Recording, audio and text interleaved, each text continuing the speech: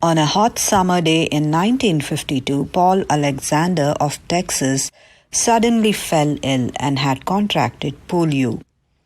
Today, though almost completely paralyzed from the neck down, Alexander, who is now 75 years old, is alive and well, thanks to the large steel ventilator that has enabled him to breathe for nearly 7 decades. He is one of the last people to use an iron lung, a device that was a common sight in polio wards at the peak of the epidemic. Instead of being imprisoned by the medical device that keeps him alive, the man in the iron lung has used it as a springboard to thrive. He attended classes in a wheelchair for the brief moments when he could escape the iron lung and graduated with honors, and actually worked as a lawyer. He wrote a book about his experience. It took him 5 years to do it, writing every word himself with a pen attached to a stick he held in his mouth.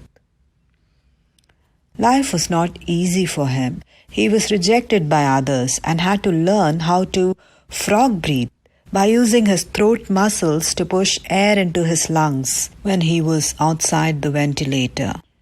Today, Alexander continues his fight not just for himself, but to let others know they are not limited by their circumstances. His story is an example of why your past or even your disability does not have to define your future. No matter where you are from or what your past is or the challenges you could be facing, you can truly do anything if you just set your mind to it and work hard.